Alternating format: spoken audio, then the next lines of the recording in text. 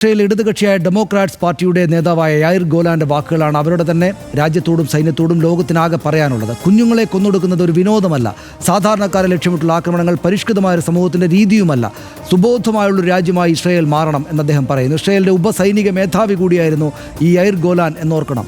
ഈ മനുഷ്യ ശബ്ദത്തിന് ഉടനടി ഒരു മറുപടിയും ഇസ്രായേലിൽ നിന്ന് തന്നെ വന്നു. ഇസ്രായേലി മുൻ സെനറ്റ് അംഗം മോഷെ ഫിഗ്ലിൻ അയാൾ പറഞ്ഞത് ഇങ്ങനെയാണ്: ഇസ്രായേലിന്റെ ശത്രു ഹമാസോ ഹമാസിന്റെ സൈനിക വിഭാഗമോ അല്ല, ഗാസയിലെ ഓരോ കുട്ടിയും ശത്രുക്കളാണ്. അവിടുത്തെ ഒരൊറ്റ കുട്ടിയെപ്പോലും കൊല്ലാതെ ബാക്കി വെക്കരുത്. ലോകത്തിന്റെ നിർഭാഗ്യത്തിന് ഇസ്രായേലിൽ ഈ രണ്ടാം പക്ഷത്തിനാണ് ഇപ്പോൾ പ്രാമുഖ്യം. അലമുറയിടുന്ന ചോരക്കുഞ്ഞുങ്ങൾ, വിശന്നു കരയുന്ന കുഞ്ഞുങ്ങളെ നോക്കി തേങ്ങുന്ന, ഭക്ഷണം കിട്ടാതെ മുലപ്പാൽ പറ്റിയ അമ്മമാർ, വിലാപങ്ങൾ, മുറിവുകൾ, ചാലിട്ടൊഴുകുന്ന ചോരയും കണ്ണീരും. ഇതാണിപ്പോൾ ഗാസ. നാം ഓരോരുത്തരും ഈ വംശഹത്യ കണ്ട് നിസ്സഹായരായി നോക്കി നിൽക്കുകയാണ്. നമുക്കെന്ത് ചെയ്യാനാകും? 14,000 കുഞ്ഞുങ്ങൾ വിശന്നു മരിക്കുമെന്ന് പറയുമ്പോൾ നമ്മുടെ ഹൃദയം പിടക്കുന്നില്ലേ? 14,000 മനുഷ്യ കുഞ്ഞുങ്ങളുടെ മുഖങ്ങൾ തിക്കിത്തിരക്കി വന്ന് ലോകത്തോട് യാചിക്കുകയാണ് ഈ നരകാനുഭവം കാണാതെ പോകരുതേ എന്ന്.